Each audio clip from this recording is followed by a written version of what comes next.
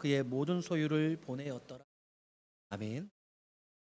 자, 이제 오늘은 창세기 12장을 함께 맥체인 성경에 따라서 오늘 창세기 12장을 함께 살피게 되었는데요. 자, 여러분 잘 아시는 본문의 말씀이죠. 이 본문의 말씀을 보면 이제 등장인물을 먼저 좀 살펴봐야 됩니다. 먼저 1절에서 아브라함이 등장하고 있고요.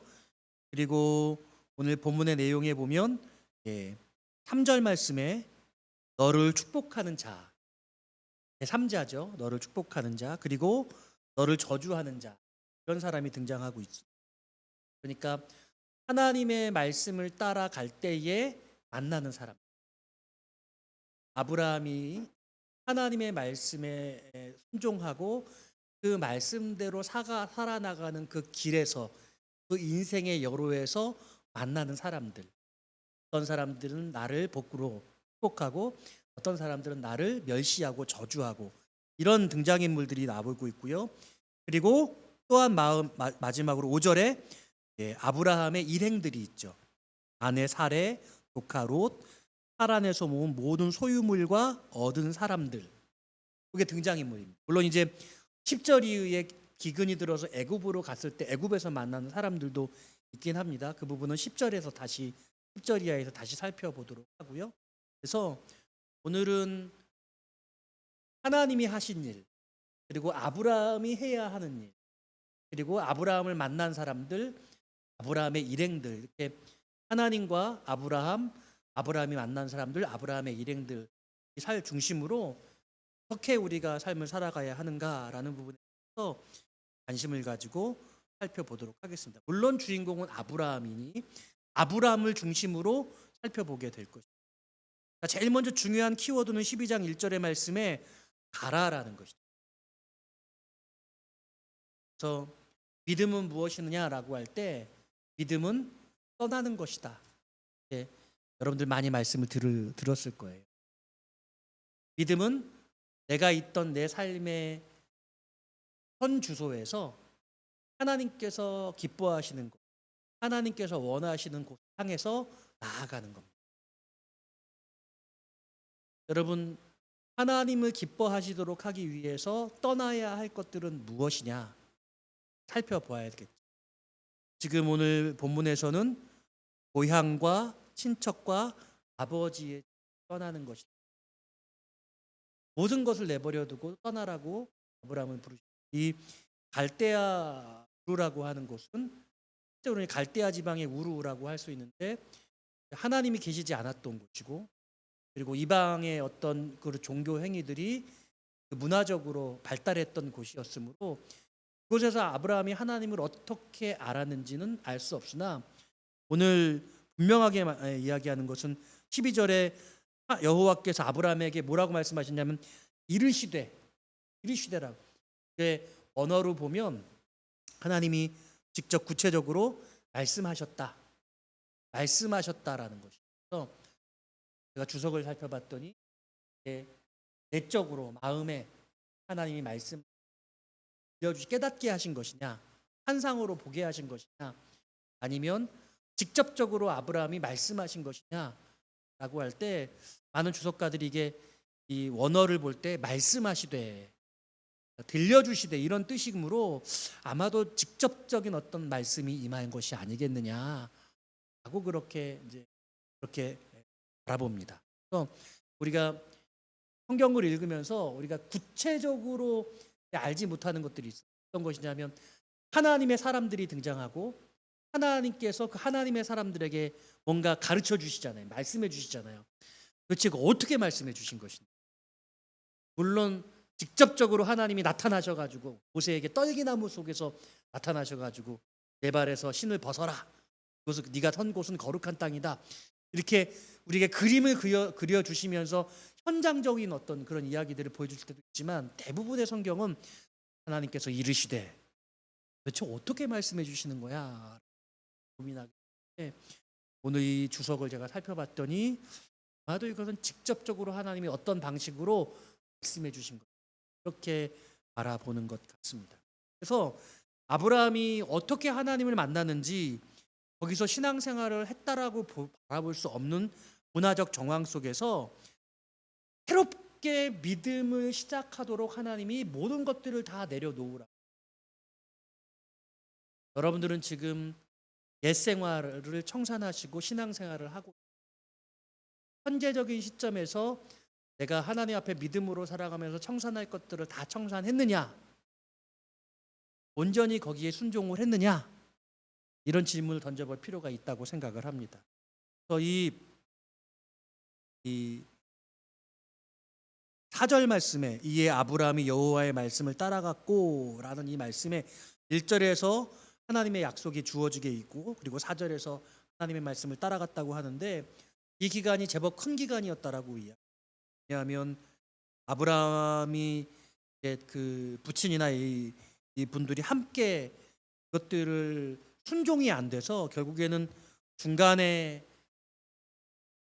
아버지가 돌아가실 때까지 시간이 머물렀다 이런 해석들이 있거든요.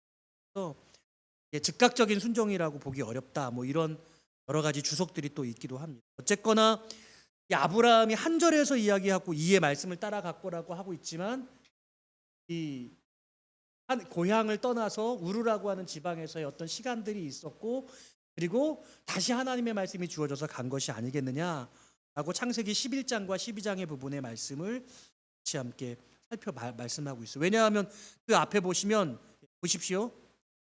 11장 30절 같이 읽어볼까요? 시작. 사레는 임신하지 못함으로 자식이 없었더라. 31절이에요. 데라가 그 아들 아브람과 하란의 아들인 그의 손자 롯과 그의 며느리 아브람의 아내 사레를 데리고 갈대아인의 우르를 떠나 가나안 땅으로 가고자 하더니 하란이 이르러 거기 거류하였으며 그렇죠. 우르를 떠나가지고 어디에 갔다고요? 하란에서 거류했다. 그러니까 중간에 하나님의 말씀이 임했는데 약간 머무르는 시간이 있었다는 거예요. 그래서 데라가 32절에 죽을 때까지 아브라함이 온전한 순종을 아직도 했던 어떤 증거들이 창세기 11장 부분에 나오고 있다는 거예요. 그래서 즉각적인 순종을 이루는 게 결코 어렵고 쉽지 않고 하나님께서 우리를 부르셨음에도 불구하고 우리가 완전하게 주님 앞에 순종되는 길은 결코 쉽지 않은 것. 여전히 우리가 주님의 말씀으로부터 믿음의 여행을 떠나는데 아직도 버리지 못한 것이 있다 없다? 있을 수 있다. 그렇게 말씀하고 계신다. 그런데요. 여기 보시면은요.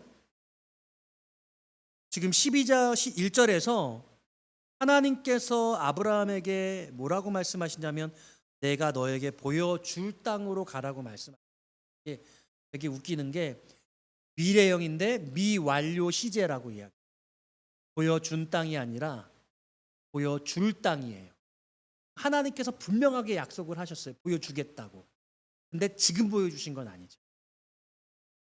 그래서 여러분들이 인생의 길을 가면서 믿음으로 길을 걷는데 하나님이 우리에게 어떤 약속을 주셨는데 그 약속이 아직 확실하지 않은 것 같아요.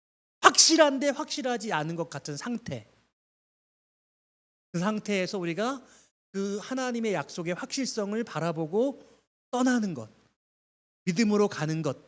그게 아브라함의 순종이었고 저와 여러분들의 순종도 그와 같아야 한다는 것이죠.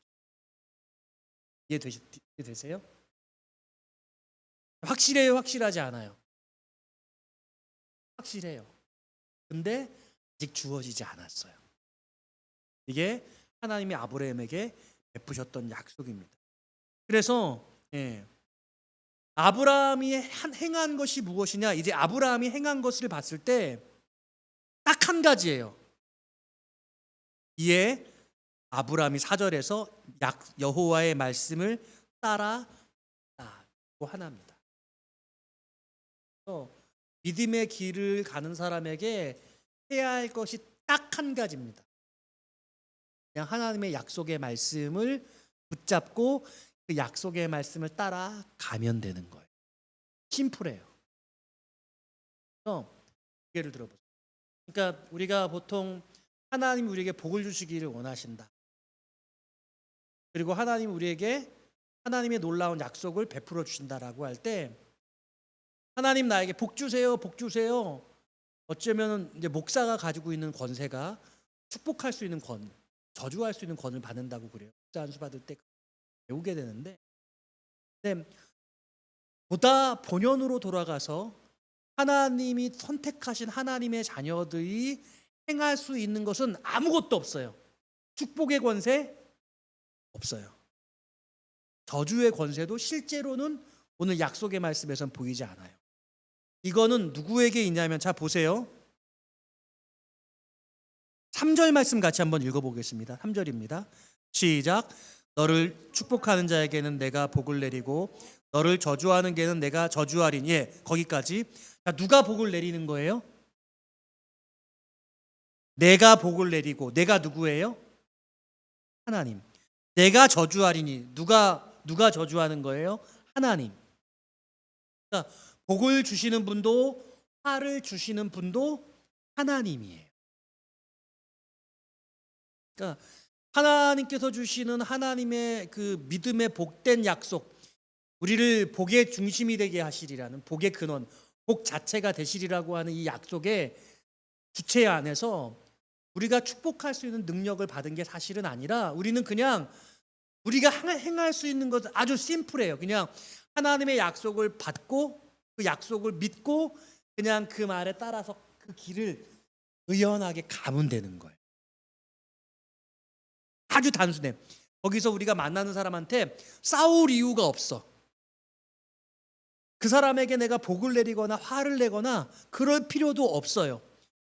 그냥 그들이 할 수 있는 게 있어요. 그들이 내가 하나님의 약속을 받아서 내가 어떤 인생의 길을 갈 때 그 길을 가면서 수많은 사람을 만나는데 그들이 나에게 행하는 대로 그들은 받게 될 거예요. 나를 복되게 하는 사람들, 나를 선대하는 사람들, 그 사람들은 복을 받아요. 누가 복을 주시는 거예요? 하나님이 복을 주시는 거예요. 나를 악하게 대하고 나를 미워하는 사람들, 하나님이 그 사람을 벌 주시고 그 사람을 저주하시는 거예요. 그러니까 여러분, 믿음의 길을 가면서 싸울 이유가 있어요, 없어요? 없어요. 누가 나를 막 미워하면 그냥 우리는 내 갈 길 가면 되는 거예요. 그러거나 말거나 그 사람과 막 아기다툼하면서 내가 뭐 하자고 여기까지 와서 이 개고생을 하나, 내가 저런 사람들 만나려고 내가 이 주님의 길을, 주님께서 말씀하신 이 길을 가나, 그럴 필요가 없다는 거죠.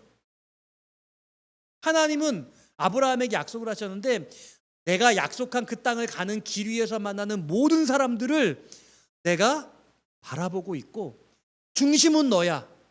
내가 너를 바라보고 있는데 너에게 선대하는 사람들은 내가 반드시 복을 줄 거고, 너를 악감정을 가지고 너를 어렵게 하는 사람들에게 내가 벌을 내릴 것이니까 너는 그냥 네 갈 길 잘 가면 돼. 이렇게 말씀하고 계시다는 거예요. 그래서 우리는 어떤 면에서는 너무나 환경적인 부분들 때문에 하나님의 약속을 놓치게 되는 거예요. 내가 이렇게 어려운 일을 겪는 거 보니까 이 길이 하나님께서 원하시는 길이 아닌가? 하나님께서 기뻐하시는 일이 아닌가? 그런 생각을 하게 되는 거예요. 자, 그런데 10절로 가보면, 아직 이쪽에 다 말씀을 다 끝나지 않았는데 10절에 같이 한번 읽어보죠. 시작. 그 땅에 기근이 들었으므로 아브라함이 애굽에 거류하고 우리로 내려갔으니 이는 그 땅에 기근이 심하였습니다. 그 땅에 기근이 심했다고 두 번이나 강조해서 나와요. 그 땅이 어떤 땅이에요? 하나님께서 가라고 말씀하신 그 약속의 땅이에요. 그러니까 여러분, 하나님이 가라고 하신 그 땅에, 하나님이 가라고 하시는 그 길에 환란이 있을 수 있어요, 없어요? 있어요. 하나님이 가라고 하셨으니까 그 길은 어려운 길이면 안 되잖아요. 하나님이 말씀하신 그 장소니까 하나님이 나에게 잘 되게 하시고 복을 주시고 번성해야 하잖아요. 그렇게 말하는 것은 하나님의 뜻이 아닐 수도 있다는 것이죠. 하나님이 가라고 하신 그 길에도, 하나님이 머물러 하시는 그 장소에도 고통과 아픔이 있을 수 있다는 사실을 성경은 분명히 말씀하세요. 그래서 번영신학이 무엇이냐? 축복이 너무나 중심이 돼서 삼박자 축복, 오중복음.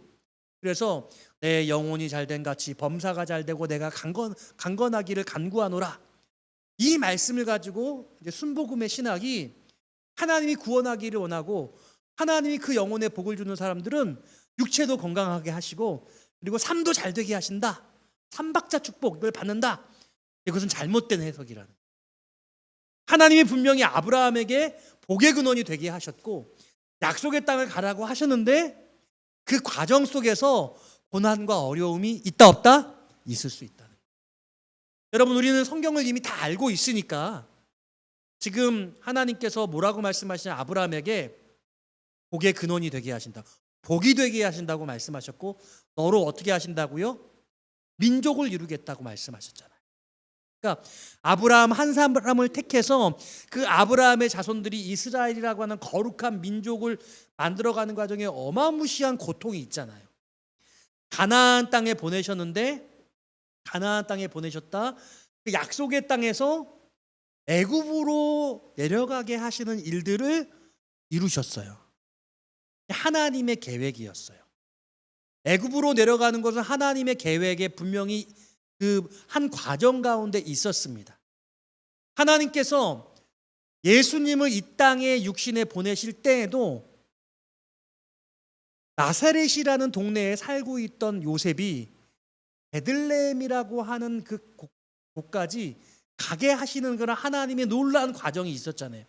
그래서 구약의 약속의 말씀이 베들레헴에서 예수님이 탄생하게 되는 그 놀라운 약속의 말씀이 성취되었죠. 굳이 베들레헴까지 가서 예수님을 태어나게 하셨단 말이에요. 근데 이윽고 베들레헴의 유아 학살의 사건이 있을 것을 이미 하나님은 아셨고 그래서 그 아기 예수가 어디로 피신해요? 애굽으로 피신한단 말이에요. 근데 애굽은 보통 우리가 말할 때 애굽은 하나님의 뜻을 떠난 장소, 인간적인 생각과 마음으로 내려갔던 장소가 애굽이에요. 근데 그 애굽이 항상 그렇지 않아요. 예수님, 아기 예수님이 피신할 때의 그 애굽은 하나님의 도피처였어요. 이스라엘 백성들이 어마어마한 그 민족으로 태어나게 되고 수많은 수백만 명이 되어지는데 그때 그 애굽은 하나님이 야곱의 70명의 가족들을 이스라엘이라는 어마어마한 민족으로 탄생하게 만드는 놀라운 하나님의 모태였죠. 민족의 젖줄 같은 곳이었어요. 그러니까 하나님의 시나리오는 애굽이 인간적인 곳으로 매우 죄악된 도성으로 그렇게 여겨지기도 하지만 하나님은 그곳에 피신하게 하셔서 민족을 이루기도 하고 아기 예수님 오신 메시아가 그 죽음의 손길에서 피나게 하는 피난처가 되게도 하시는 장소였다는 거예요.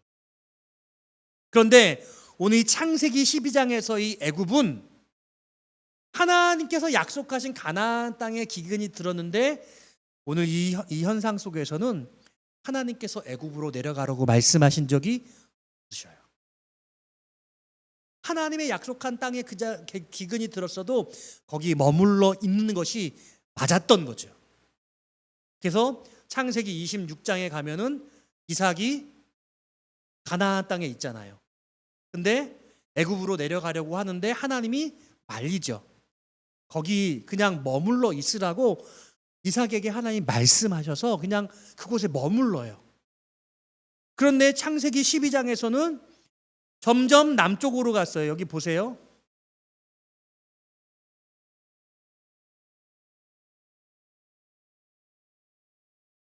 9절 말씀이죠. 8절 9절 같이 읽어볼까요? 시작. 거기 베델 동쪽 산으로 옮겨 장막을 치니 서쪽은 베델이요 동쪽은 아이라. 그가 그곳에서 여호와께 제단을 쌓고 여호와의 이름을 부르더니 점점 남방으로 옮겨갔더라. 자 보세요. 베델은 어떤 곳이냐면요, 예루살렘에서 북쪽으로 19km 지점이에요. 북쪽으로 19km쯤. 지금 하나님의 약속의 땅의 중심은 어디냐면 예루살렘이거든요. 예루살렘의 북쪽 19km 지점에 있었습니다. 근데 점점 남쪽으로 내려가면서 왜 남쪽으로 내려갔을까 우리가 알 수 없으나 아마도 그 땅에 거류하고 있는 사람들과의 갈등이나 이런 것들이 있으면서 계속 밀리고 밀려서 북쪽에서부터 내려와서 점점점 남쪽으로 내려가다가 아예 남쪽, 아예 남쪽인 애굽까지 내려가게 되더라는 것이죠. 사랑하는 여러분, 우리가 그걸 우리의 삶의 상황에 건주어 보면 우리에게 어떤 삶의 곤고함이나 어려움이 와요.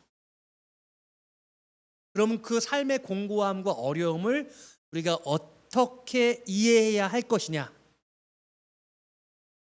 두 가지가 있죠. 하나님, 지금 이 어려움을 내가 앉은 이 자리에서 어떻게 해서든지 극복해 나가는 것이 하나님의 뜻입니까? 아니면 하나님, 내가 하나님의 뜻대로 살지 않았기 때문에 하나님께서 기뻐하시지 않는 자리에 있기 때문에 내게 어려움이 닥쳐온 것입니까? 두 가지로 생각할 수 있어요. 이 두 가지의 생각의 방향이 전혀 다른 방향이어서 만약 하나님의 뜻이라고 한다면, 하나님께서 원하시는 자리에 있는 것이라고 한다면 공고하고 어려워도 어째요? 견뎌야 되죠.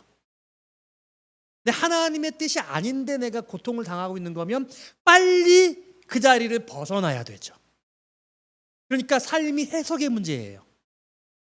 내가 어떤 선택을 할 것인가는 이게 너무나 어려움에도 불구하고 견뎌야 하는 상황이 있고, 이 너무나 어려운 문제를 빨리 정리해야 되는 상황도 있을 수 있는 것이죠.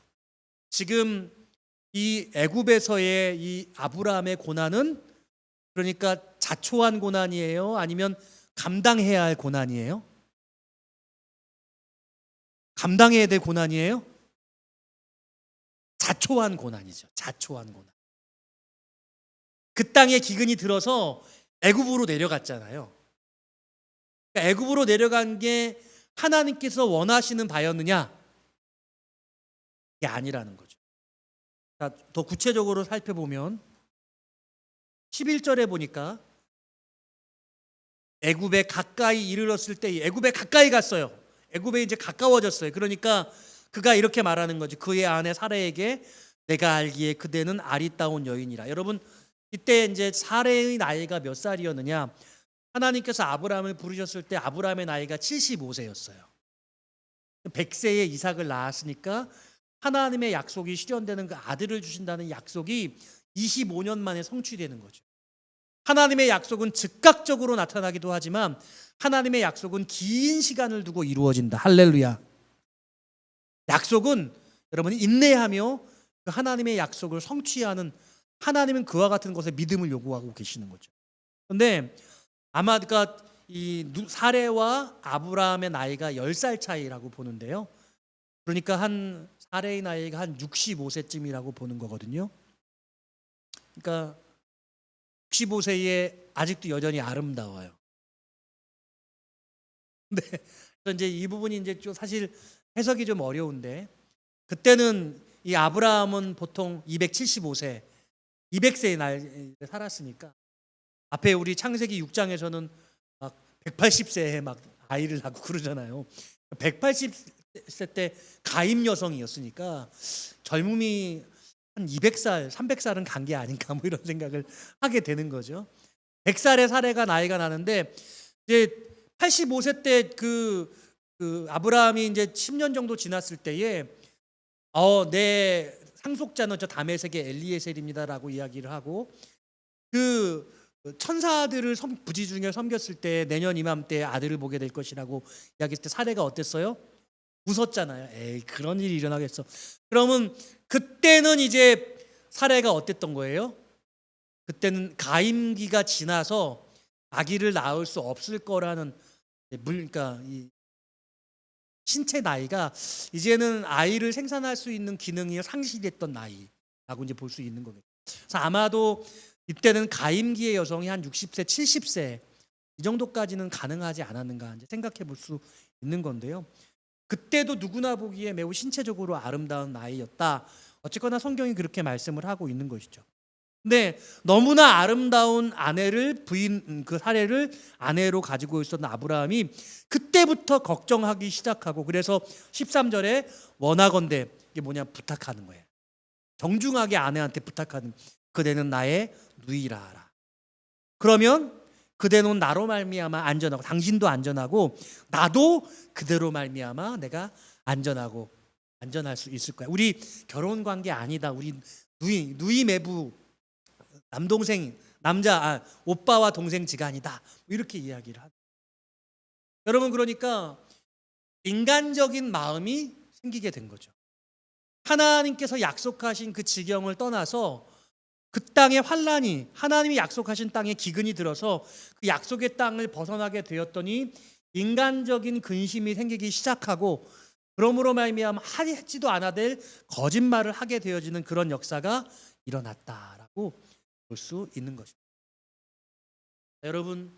여러분들이 지금 이 땅을 살면서 이런저런 생각들을 하고 마음에 근심을 할 수 있는데 그 근심이 하나님의 뜻대로 하는 근심인지 하나님의 뜻을 벗어났기 때문에 하는 근심인지 그 원인을 명확하게 여러분 스스로가 알 수 있기를 축복해요. 김장희 집사님 어떤 것 같아요? 내가 지금 하는 근심은 하나님이 기뻐하시는 근심이다. 하나님이 기뻐하시는 것과 상관없는 근심이다.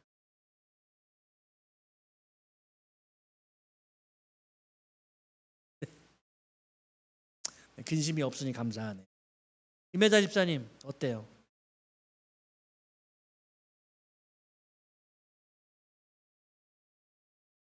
네. 김옥순 전사님 어떻습니까?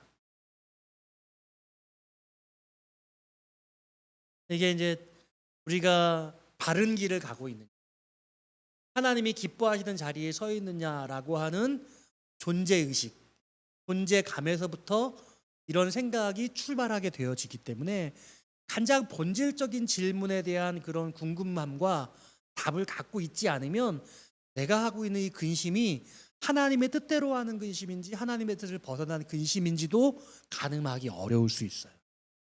그래서 여러분들이 내가 지금 살아간 나의 삶의 방향성에 하나님께서 원하시는 그 삶의 방향성으로 가고 있다. 여러분 명확하게 인식하실 수 있어요. 다시 돌아가면 지금 이 12장에서 아브라함이 할 수 있는 건 딱 한 개밖에 없었어요. 여호와의 말씀을 따라갔다라는 겁니다. 자, 그런데 이 여호와의 말씀을 어떻게 따라갔느냐라고 할 때 자 보세요. 5절 말씀 같이 읽어보겠습니다. 시작. 아브라함이 그의 아내 사레와 조카 롯과 하란에서 모은 모든 소유와 얻은 사람들을 이끌고 가나안 땅으로 가려고 떠나서 마침내 가나안 땅에 들어갔더라. 자, 보세요. 가나안 땅으로 가려고 떠났어요. 그리고 마침내 가나안 땅에 들어갔어요. 이게 누구의 의지였어요? 누구의 의지예요? 아브라함의 의지죠. 분명히 나왔잖아요. 아브라함이 이끌고 가나안 땅으로 가려고 했어요. 그리고 가나안 땅에 들어갔어요. 자, 우리가 어떤 삶을 살아갈 때 내 삶에 대한 나의 의지가 있어요, 없어요? 의지가 있죠. 의지가 있어요. 의지가 있는 거예요. 여러분들은 여러분들의 자유 의지로 여러분들이 선택하고 그 선택에 대한 결과를 책임지는 거죠. 이제 대부분 살다가 보면 너 때문이야 라고 말하게 되는 경우가 있어요. 너 때문이 아니라 삶의 책임은 내가 지는 거예요. 나 때문이에요. 따라해 볼까요? 나 때문이야. 누가 나에게 권하더라도 정말 좋아. 그렇게 하면 잘 될 거야 라고 해. 정말 잘 돼? 그럼 내가 한번 해볼게. 근데 그게 잘 됐으면 그게 너 때문이에요? 나 때문이에요? 나 때문이죠. 나 때문인 거예요. 내가 선택한 거예요. 그렇지만 그 사람이 권해줬기 때문에 그 사람에게 고맙다고 말하는 거예요. 근데 잘 못됐어요. 피해가 생겼어요. 너 때문이에요? 나 때문이에요? 나 때문이에요. 그러니까 여러분 책임은 오롯이 내가 선택하고 그 책임의 결과도 내가 지는 거예요. 여러분 이거 잊지 마세요. 그럼 예를 들면 누가 선택해서 내가 그것을 따라서 도탁을 해서 따라야 했는데 어떤 피해가 생겼어요. 그 사람이 미안하다고 이야기. 뭐라고 말해야 돼요? 괜찮아. 네가 권했지만 결정 내가 한 거야. 이게 멋있는 사람인 거예요. 이 훌륭한 사람인 거예요. 여러분 누가 아무리 좋다고 말해도 그것을 결정하고 여러분들이 그것에 대한 책임은 여러분들이 지는 거예요. 절대로 오해하시면 안 돼요. 책임은 내 몫입니다. 내 인생 내가 사는 거예요. 남편 따라 부인 따라 천국 가는 거 아니에요. 오롯이 내가 예수님을 믿고 내 인생의 주인으로 놓여서 내가 선택해서, 물론 하나님이 날 택하시는 거지만, 그러므로 우리에게 자유의지를 주신 그 자유의지를 왜 다른 사람에게 넘겨줘요? 너 때문이야, 환경 때문이야 라고 말하는 순간 여러분들에게 비굴해지는 거예요. 한없이 초라해지는 거예요. 여러분 스스로가 결정하는 것 잊지 마시기를 바래요. 그래서 여기 보세요. 4절 말씀에 보니까 여호와의 말씀을 따라갔어요. 누가? 아브라함이. 여호와의 말씀을 따라가는데 아브라함이 가나안으로 가려고 가나안으로 간 거예요. 가나안으로 가려는 그런 생각과 의지를 가지고 가나안으로 간 거예요. 근데 12장 1절에서는 뭐라고 말하냐면 내가 너에게 어떤 땅? 보여줄 땅으로 가라고 했어요. 자, 그러니까 아브라함이 어떤 의식을 가지고 가나안 땅을 가려고 하는 그 간 것을 누가 보여준 거예요? 하나님이 보여준 거예요.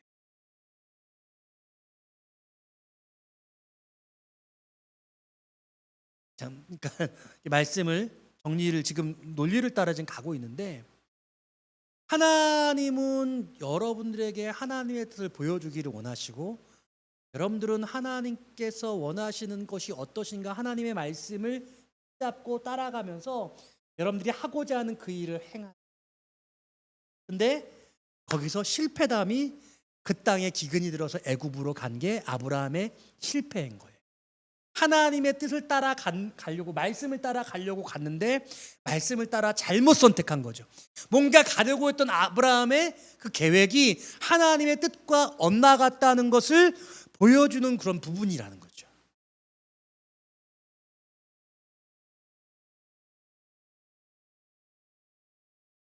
그럴 수 있죠. 그럴 수 있죠. 그것도 허락한 거죠.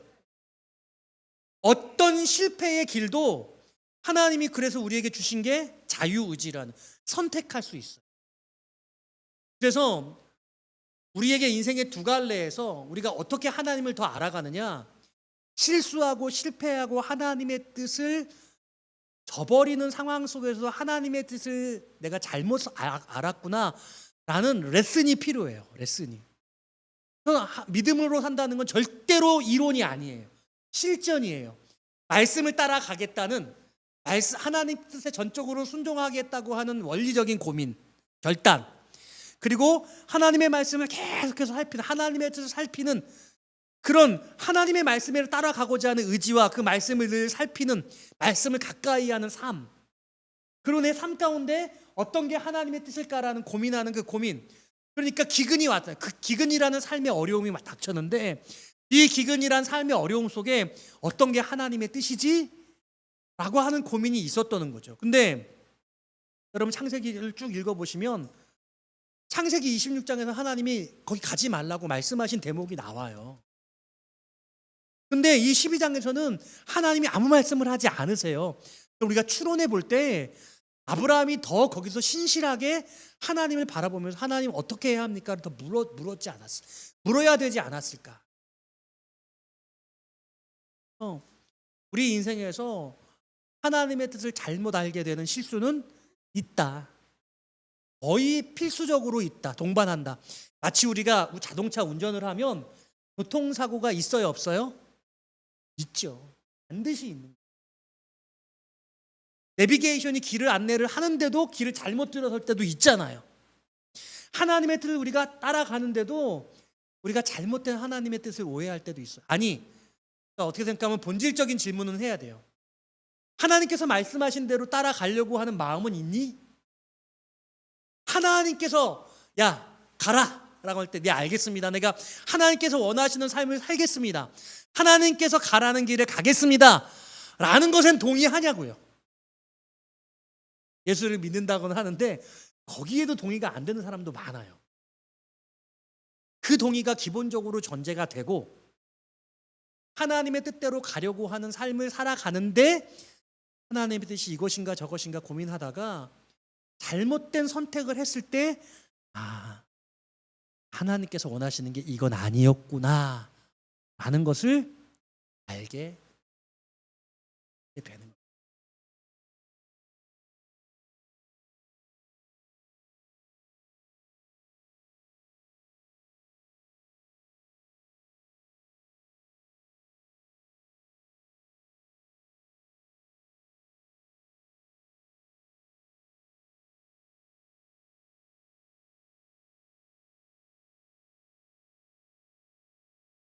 거기서 만약 애굽에 가는 게 하나님의 뜻이 아니었는데 애굽에 가서 잘 됐다. 그럼 하나님이 아브라함을 사랑하지 않는 거죠. 사랑하지 않는 거죠.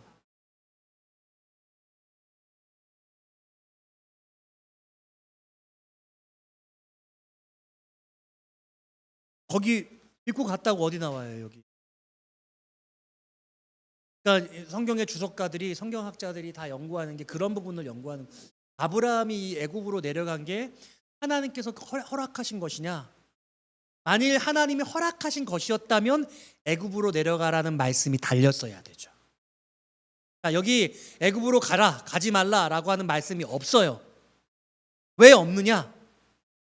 아브라함이 묻지 않았다. 아브라함이 깊이 고민하지 않았다. 간절하게 그 문제를 가지고 씨름하지 않았다라고 주석가들이 보는 거죠. 왜냐하면 삶의 어려움이 있을 때 가장 자연스러운 반응은 다른 삶의 어려움이 주어지지 않는 쪽으로 사람들은 당연히 움직이죠. 화살이 날라오면 화살을 피하고 싶은 게, 칼이 날라오면 칼을 피하는 게 본능이잖아요. 그게 당연히 인간적인 반응이거든요. 그러면 그 인간적인 반응에 하나님 어떻게 해야 합니까? 라는 진지한 물음이 필요한 거죠. 거기서 이 삶의 어려움이 내가 견디고 돌파해 나가야 할 어려움인지, 아니면 그냥 당연한 반응으로 피하고 싶으니 피해야 하는 어려움인지. 하나님이 없는 사람들은 그렇게 판단하지 않아요. 하나님이 없는 사람들은 내가 그럼에도 불구하고 이 어려움을 극복하고 승리해야 되겠다, 아니면 어려우니까 피해야 되겠다, 매우 자기중심적인, 매우 성공을 향한 어떤 그런 야망을 가지고, 성공주의를 가지고 그걸 판단을 하는데, 하나님의 사람들은 그 상황에서 그걸 기준으로 판단하지 않고 하나님이 기뻐하시는 것이 무엇일까? 왜 이런 어려움이 있을까? 나에게 이걸 감내하라고 하시는 것인지 피하라고 하시는 것인지 당연히 물어봐야 되는 것이죠. 꼭 내게 고난이 찾아왔을 때 이게 하나님이 기뻐하시는 고난인지, 애매한 고난인지, 아니면 내가 죄 때문에 받는 고난인지 알 수 없잖아요. 저 소경이 그렇게 소경이 된 것이 저 사람의 죄 때문입니까? 저 사람 부모의 죄 때문입니까? 부모의 죄도 저 사람의 죄도 아니고 하나님의 영광을 위해서 그렇게 되었다라고 분명히 선언했단 말이에요. 사람들의 모든 관심은 저게 죄 때문이야, 낙인이었거든요. 근데 저 죄가 저 사람 당사자의 죄인지 부모의 죄인지 그것을 알고 싶어서 예수님께 그렇게 물었는데, 예수님은 전혀 다르게 저 사람의 죄도 저 사람 부모의 죄도 아니다라고 그렇게 선언하셨다는 거죠. 그러니까 우리 삶에 어떤 문제가 닥쳤을 때 가장 중요한 본질이 하나님의 말씀이 어디에 있느냐, 하나님의 약속이 어디에 있느냐를 바라보느냐 바라보지 않느냐가 중심이라는 거죠. 그것을 바라보는 사람은 하나님의 뜻인지 아닌지를 알 수 있어요. 적어도 실패하는 삶 속에서. 실패하지 않고 알면 최고로 좋아.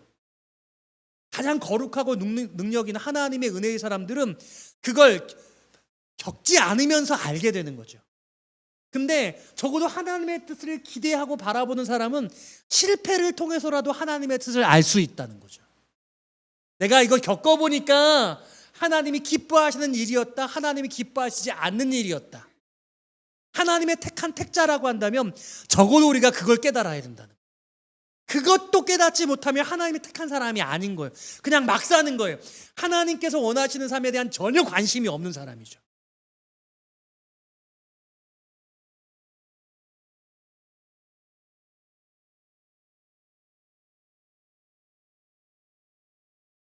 아니죠.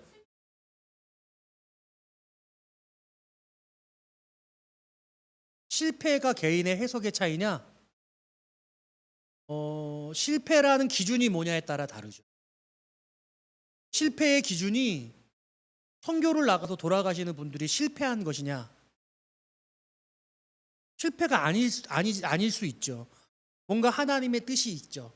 순교자의 피, 순교의 제물로 삼으셔서 그 땅에 하나님의 복음의 역사가 나타나게 하시려는 거룩한 뜻이 있죠.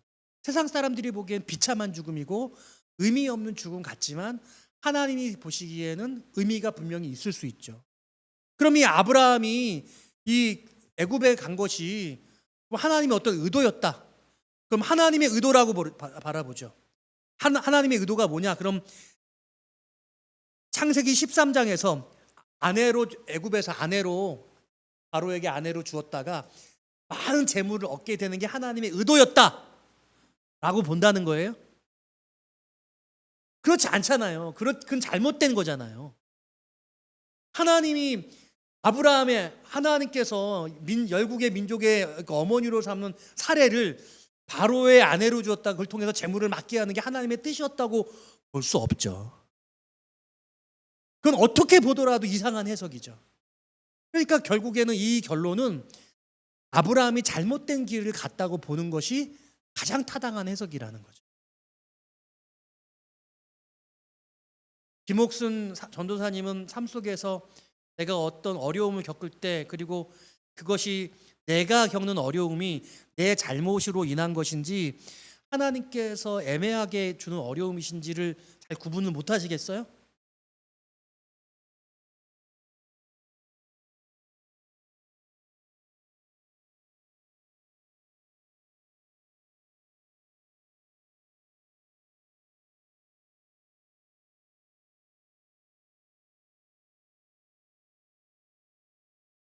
그건 이제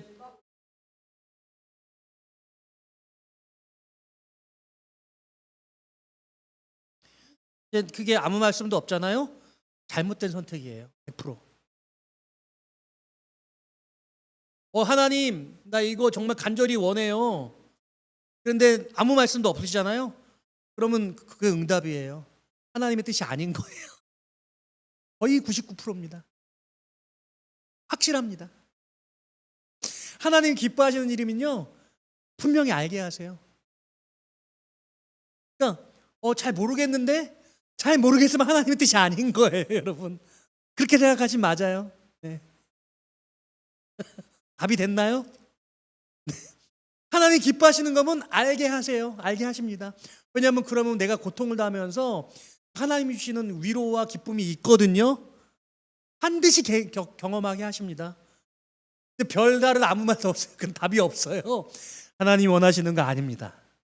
그렇게 보시면 정확합니다. 자, 이제 돌아갈게요. 네, 너무 길어지는데요. 자, 여기 지금 우리가 생각하지 않은 그룹이 있어요. 5절이에요.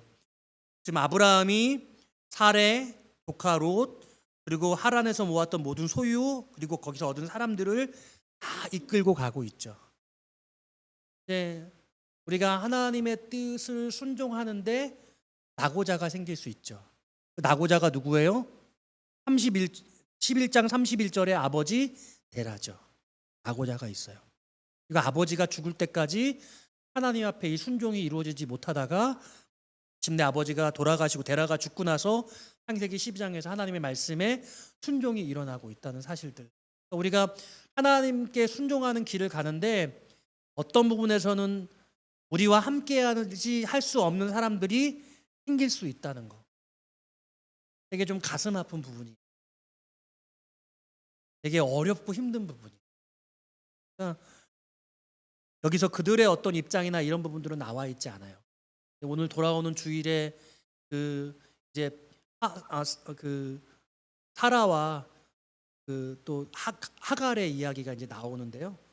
거기서 이제 이스마엘이 출생하고 이런 일들이 나오는데 하나님께서 기뻐하시는 일들을 순종하기 위해서 우리가 얼마나 많은 고난과 아픔을 겪어야 하느냐 하는 부분에 대해서 우리가 좀 더 진지하게 고민해보고 내가 삶 가운데 어려운 일을 겪는 것이 하나님의 뜻을 준행하는 것인지 아니면 하나님의 뜻을 준행하지 않기 때문인지 여러분들이 이게 깊이 여러분 자신의 삶을 복기해 볼 필요가 그런 말씀을 드리고 저는 한유회 교회에서 과거 지내오면서 있었던 여러 가지 어려움 저의 부족함이 참 많이 있었다고 생각하는데 하나님께서 원하시는 대로 순종하지 못한 측면이 너무나 많이 있다고 생각해요.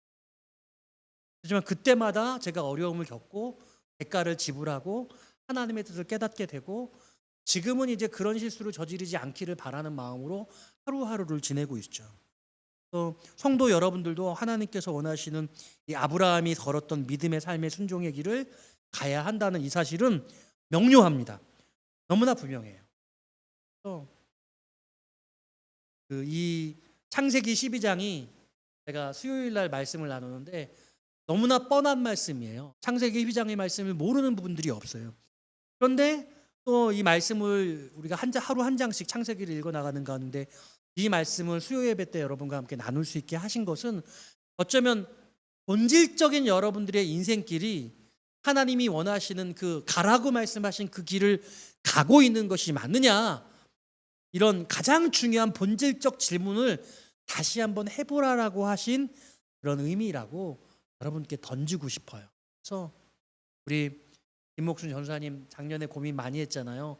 학원을 운영하는 것이 하나님께서 기뻐하시는 것 이런 고민들 있었단 말이죠. 우리 김장희 집사님, 임혜자 집사님이 어떤 깊은 고민을 하고 계시는지 저는 모르지만 내가 인생에서 가장 중요하다고 여기는 그 일이 하나님이 기뻐하시는 길 위에 있는 것인가 여러분 생각을 해봐야 된다. 오늘 온라인으로 말씀을 듣는 여러분들도 이 창세기 10장 말씀을 곱씹으시기를 바랍니다. 정리해 볼게요. 그리고 마무리할게요. 오늘 등장인물은 하나님이 말씀하시는 화자로 등장하고 있고 아브라함이 있고 아브라함께서 하나님의 길을 순종하면서 가는 길에서 만나는 사람들이 있고 아브라함의 길에 같이 함께 동반하는 동반자들이 있다. 네? 여기서 아브라함이 행할 수 있는 게 무엇이냐라고 할 때 여호와의 말씀을 따라가는 것이었고 그리고 5절에서 아브라함이 마음속에 가나안 땅으로 가려고 했던 그런 가고자 하는 의도성이 있었고 계획이 있었어요.